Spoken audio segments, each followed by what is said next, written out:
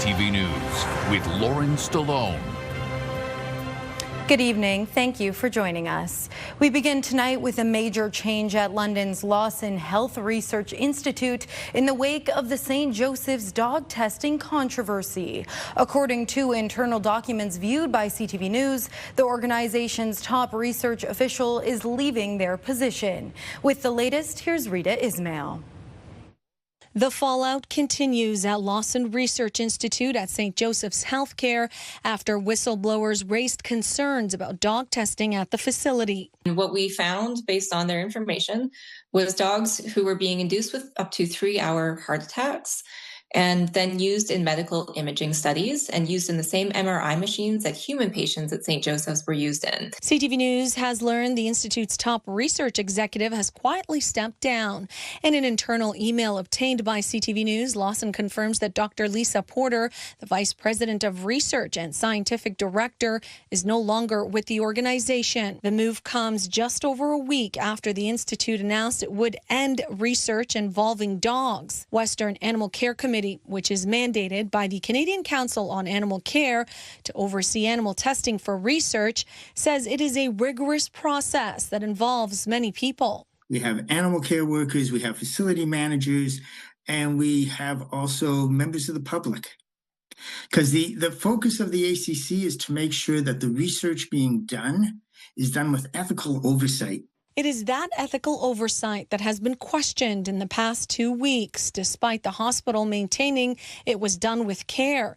In a statement, Roy Butler, CEO of St. Joseph's Healthcare, says as part of the studies, dogs were included in an enrichment program created by registered veterinary technologists to ensure they were socialized with each other and humans daily. While testing has stopped, Lawson says dogs remain in its care at St. Joseph's Healthcare. The hospital says oversight from the CCAC and the Western Animal Care Committee remains in place to ensure all protocols are ethical and transparent. We have so many checks and balances in place to push back against that. And it's arm's length. And it's also external, federal and provincial. There's lots of layers here. It's a complicated issue that really, even though it's emotional, we do need to sit back and consider it a little more slowly, and the details are important. In response to questions about the continued use of animals in research, St. Joe's pointed to a national guideline saying there's currently no complete alternative to animal models in drug development. In a new step, the hospital says an independent third party will review all animal research practices at Lawson, with plans to share those findings publicly. Do they have enough staff, to take care of these animals? Are the facilities in good repair and all that? These are the kind of things. When an event like this one that happened occurred, what we do as well, we ask, right now we're doing it. We've been asking lots of documentations from the university, from St. Joseph Hospital in that case. They sent it to us. So we'll make sure, we'll look into that everything was in compliance. For now, there's no word on whether Lisa Porter's departure is directly connected to the whistleblower complaints, but the hospital says it's committed to restoring public trust, and that includes accountability. Rita Ismail, CTV News. A sentencing hearing for former Woodstock Mayor Trevor Birch was delayed today. The 50-year-old appeared for the hearing without his lawyer today, who has been disbarred. The judge ruled Birch should have representation, adjourning proceedings for a month to give the former mayor time to find a new lawyer. A year ago, Birch was convicted on 2 counts of sexual assault.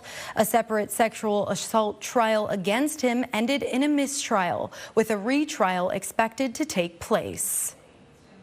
We're taking down the minutes now to a potential major strike for Air Canada, with its some 10,000 flight attendants prepared to walk off the job for the picket line to back contract demands. CUPE says the company hasn't come to the table for talks, while the airline wants Ottawa to force binding arbitration. We don't think that a third party should be coming in to save the day once again for Air Canada, swoop in and not let them negotiate. The two sides are battling it out over wages, with the company offering a package it says would make its flight attendants the best paid in Canada. Ontario's Chief Medical Officer of Health has assumed the powers of the Grey Bruce Board of Health. He has appointed a special advisor to support the board's operations, but confirms that all municipal appointees to the board remain in place. The action follows a provincial assessment initiated in 2023 into the health unit's operations, finances, and board structure. Bruce and Grey counties say they support the ministry's action and are committed to collaborating to help build long-term solutions for its health unit. The health unit remains fully operational throughout this time. Ontario doctors are negotiating with the provincial government right now, trying to get so-called good faith billing restores that involve patients who are eligible for OHIP but don't have a valid card. Pauline Chan reports.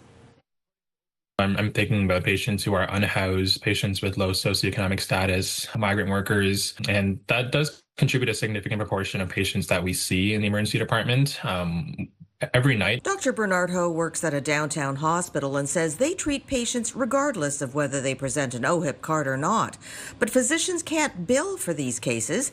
The Ontario Medical Association says these good faith patients include newborns. If for any reason there's any kind of a delay with parents registering their newborn within a certain number of days after they're born, their OHIP number becomes ineligible or non-valid. Those whose cards have lapsed. This could be for some of our really vulnerable populations, those experiencing mental health issues, those who are experiencing homelessness.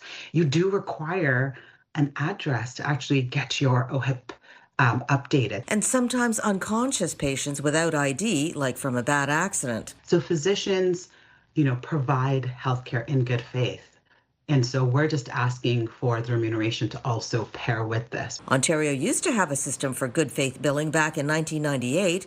It was cut and brought back for a short time during the pandemic. We are currently awaiting for the arbitrator to present their final award, and that would be hopefully sometime this fall. Dr. Ho says good faith cases aren't counted by the ministry when determining funding for hospitals. It affects the funding that our ERs get from the ministry, because part of the funding is tied to the volume of patients that we see. He'd like to see these cases included. We may get more physician hours of funding, which means that we might be able to fund one extra physician to staff the ER every day. And he says that would significantly reduce wait times, a benefit to all patients. Pauline Chan, CTV News. New data from City Hall today suggesting London's homelessness crisis may have plateaued this summer. However, as Daryl Newcomb reports, local agencies aren't convinced the numbers tell the whole story. Private security now patrols the city-owned parking lot in the Old East Village, reducing encampments, but leaving some homeless Londoners feeling pushed further away from their support services. They first come up and say, hurry up and pack up, you got half an hour, and if you don't, your stuff goes in a trailer, and then you have nothing. City Hall's new quarterly report shows on June 30th, there were 1,987 people experiencing some level of homelessness, up slightly from the same period last year. The number of encampments rose slightly to 75, and the number of people living in encampments dipped to 222. But Sarah Campbell with Arcade Street Mission suggests that those numbers don't accurately reflect the homelessness crisis this summer. She believes open drug use enforcement by London police, as well as the presence of private security and bylaw enforcement officers, simply drives the unhoused to less visible locations and further from support. We have these initiatives to push people out of the core for the summertime.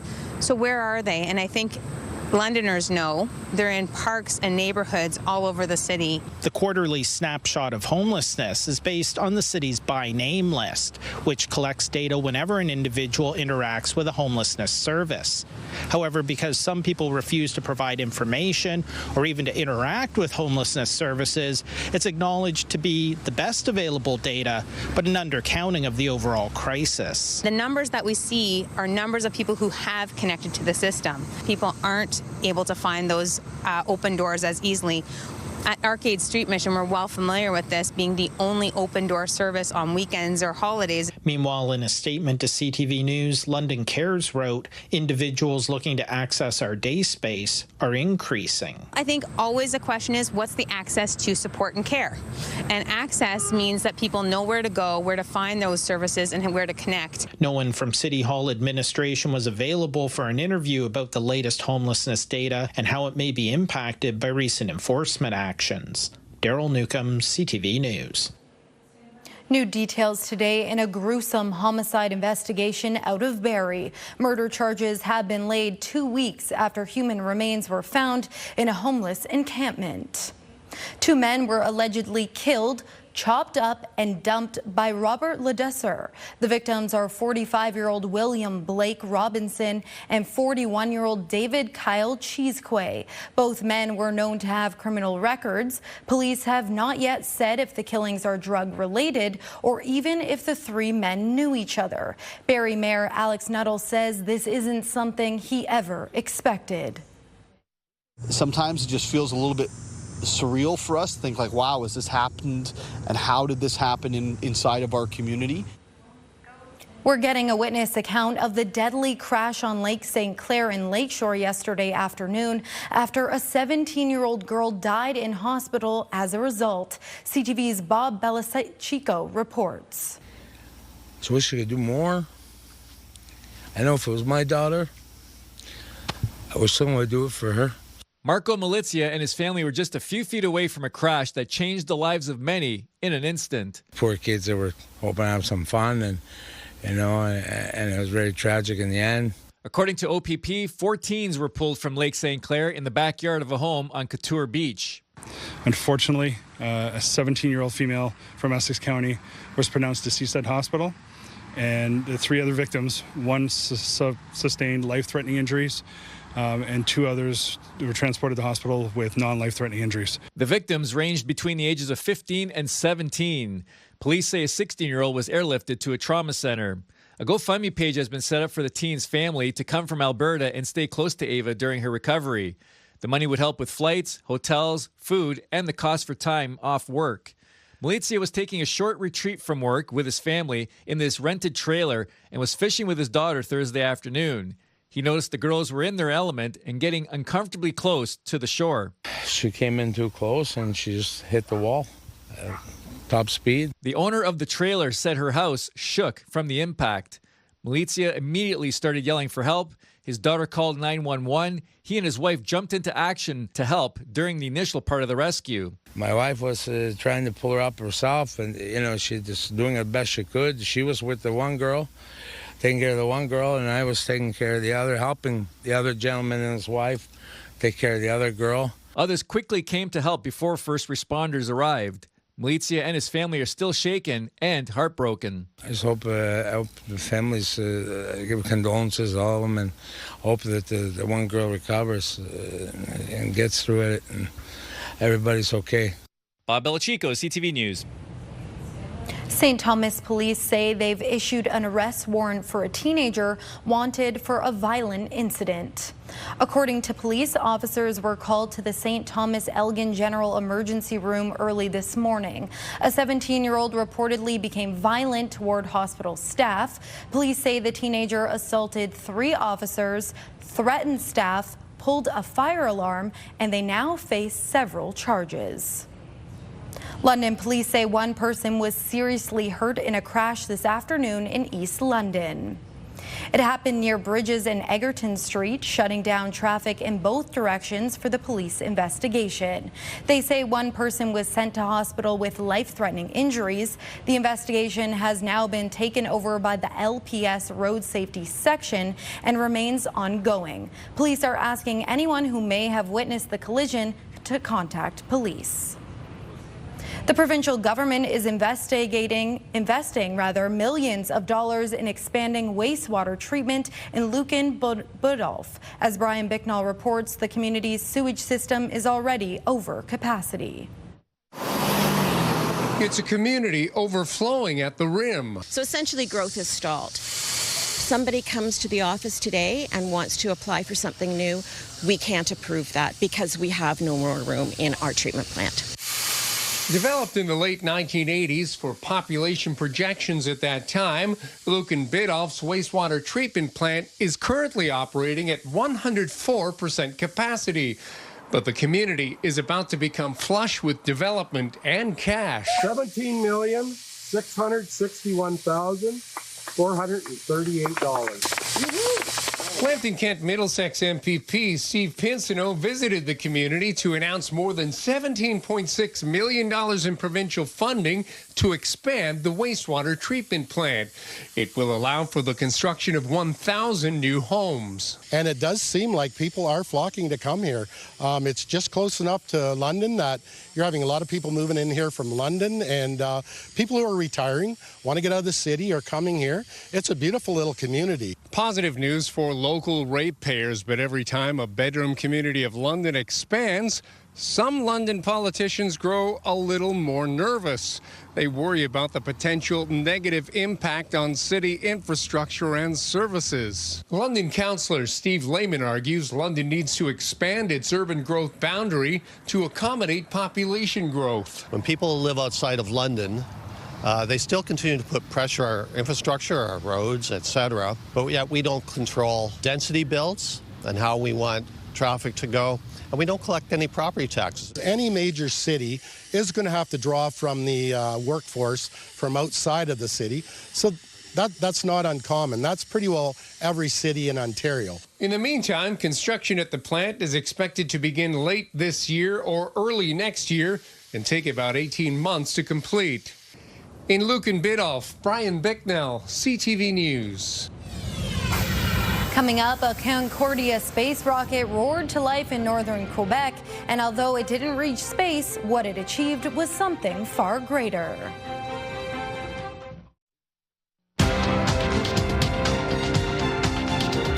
Canada's main stock index edged lower today, weighed down by losses in technology stocks. In Toronto, the TSX lost 11 points, and in New York, the Dow gained 35, but the Nasdaq fell 88. The Canadian dollar in unchanged at 72.43 cents American, and on commodity markets, gold dropped 60 cents an ounce, and oil fell $1.05 a barrel. The highly anticipated meeting in Alaska between the U.S. president and his Russian counterpart has now wrapped up.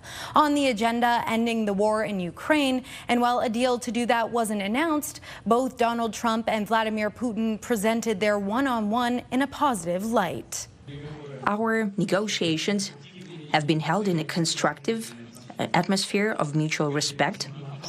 We have very thorough negotiations that were quite useful. I would like to thank once again my American counterpart for the proposal to travel out here to Alaska. But we had an extremely productive meeting and many points were agreed to. There are just a very few that are left. Some are not that significant. One is probably the most significant. But we have a very good chance of getting there. We didn't get there, but we have a very good chance of getting there. Trump did say that he would possibly see Putin again soon, perhaps in Moscow.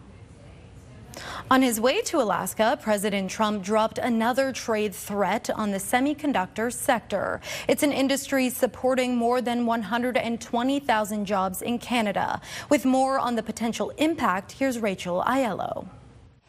Donald Trump says he's about to send tariffs on semiconductors climbing. Aboard Air Force One, the U.S. president said that either next week or the week after, he'll be taking new trade action against the microchips that help power virtually all electronic devices. We're going to have a rate that is going to be lower at the beginning.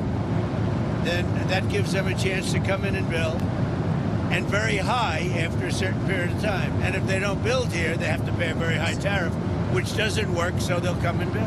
Today, the Canadian sector, which does big business south of the border, said Trump's threat could have big implications, not only for consumers, but the country as a whole. Semiconductors underpin the entire innovation economy. And if you're not able to access semiconductors, you're not actually able to be sovereign in the ways that we mean it in the 21st century. With another sector now bracing for Trump's impact, new polling indicates anxiety over the state of Canada-U.S. relations is skyrocketing. Nanos' latest numbers show that in the last month, Trump and the state of trade talks overtook the economy and jobs as the top national issue of concern. Knowing that as time goes by and as Canadian jobs are at risk because of this trade uncertainty, that there will be increasing pressure for the government, not just to get some sort of deal and to bring stability to the relationship, but to also help industries that are currently suffering as a result of Donald Trump. Nick Nano said that while the Liberals still have a sizable advantage over the other parties in the polls, succeeding or failing on the Trump file is shaping up to be the first defining test for Prime Minister Mark Carney. Rachel Aiello, CTV News, Ottawa. China has filed a complaint against Canada at the World Trade Organization. Last month, the federal government announced an additional 25% tariff on steel imports from China. Today, Chinese officials called that discriminatory, saying it disregards WTO rules. In response, China has placed temporary duties on Canadian imports, most significantly canola. Hello, I'm meteorologist Gary Archibald for CTV News. Ridge high pressure is in charge across much of southern Ontario. Weak fronts passing through the overnight. It will drop temperatures, but not likely be the trigger for showers and maybe thunderstorm activity. We're in for a big warm-up through Saturday afternoon, but Sunday's cooler. Why, you may ask? I have the answers to that question, and perhaps we could be cooler for much of next week. I'll break it down. The weather stories coming up next here on CTV News. Here is Gary Archibald with a detailed look at your weather. Well, tonight it looks relatively fair and calm across southwestern Ontario. In particular, today we saw warmth, temperatures well above seasonal by about 4 to 5 degrees Celsius. In fact, for the city of London, Ontario, our average high is 25 now, and those numbers will continue to decrease as we've reached the midpoint. We've surpassed it for the summer season, and yes, fall beckons just beyond the horizon, no doubt.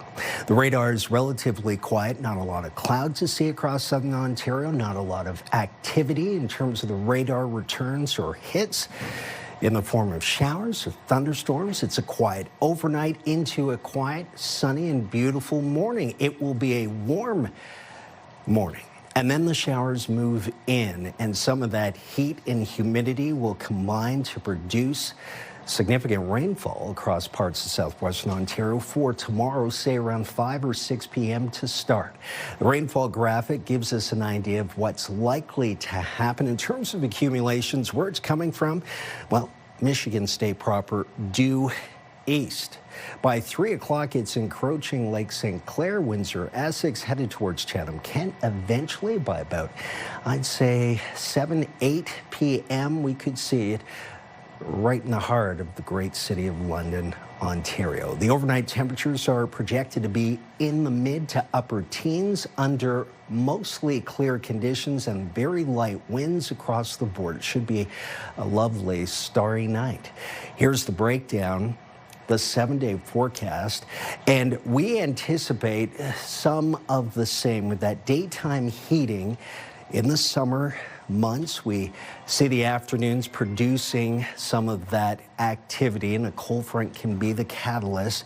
That's the story for Saturday afternoon. 32 could feel like 40, so it's hot and humid. Showers also a possibility in the early morning. Sunday, about a 40% chance. But I mentioned a cool down. And look at this. We'll go from 32 down to 24 to mid-20s, not just for the city of London, but for much of the Midwest, a similar forecast. From 31 with showers in the afternoon to 27, followed by a very cool and gray Monday at 22 and a low of 13. Those too. Temperatures are below seasonal for highs and lows. Daily maximums and minimums will be in the mid-20s and recover back into some fair weather Wednesday, Thursday, and Friday of next week. That's a look at your 7-day forecast. Thanks, Gary. Officials fighting wildfires in the Kawartha Lakes region say the two most concerning fires are now considered held. That classification means neither fire is expected to spread any further under current and forecasted conditions. Local officials say firefighter resources have been strained, though, by the persistent dry conditions. They've also been urging people to avoid the area while maintaining road closures near the wildfire's paths. 700 engineering students and one pandemic later. The Concordia space rocket blasted off from northern Quebec. Although it didn't quite make it to space, CTV's Jean-Pierre Beauchemin tells us the mission was far from a failure. 5:34 a.m. on a remote base camp on Cree territory. The Star Sailor rocket set for blastoff. We're going now. A liftoff on a live stream 7 years in the making. Built from the dreams of Concordia University students and the collaboration of the local Cree community. In 2018, the aspiring engineers set out to reach for the stars with the largest, most powerful student-built rocket ever made. The Spark was an intercollegiate race to launch a liquid fuel rocket into space, but that was canceled by the pandemic. Still, Concordia students forged ahead in their attempt to make history. Their goal, launch Star Sailor and breach the edge of space. 700 students pitched in over the years, devoting countless hours to their space quest. The launch is on schedule. Thank you for joining us so early in the morning. We're coming to you live from Aouichi, a few hours north of Mistissini, Quebec. The flight got clearance from Transport Canada. The local airspace was closed. Bad weather scrubbed two earlier launch dates. This is insane. This time, it was all systems go. Now that was the largest student-built rocket ever flown. Pretty cool. Though this is rocket science, and so it's hard. And students saw firsthand that simulations are not reality. It does look like it separated earlier and burned out earlier than we expected. In the end, Star Sailor didn't reach space, but the students say it still went beyond expectations. The sky is not the limit, obviously. For us, this is not a failure. This is like the beginning. Like, we've proven that we are allowed a seat at the table of like launching to space. See you in space next time. Still, the future looks bright. Now the team is recovering the rocket's components with the help of local helicopter pilots. Geneviève Beauchemin, CTV News, Montreal. That's our time tonight. We'll see you next time. I'm Lauren Stallone. Thanks for watching. Have a great night.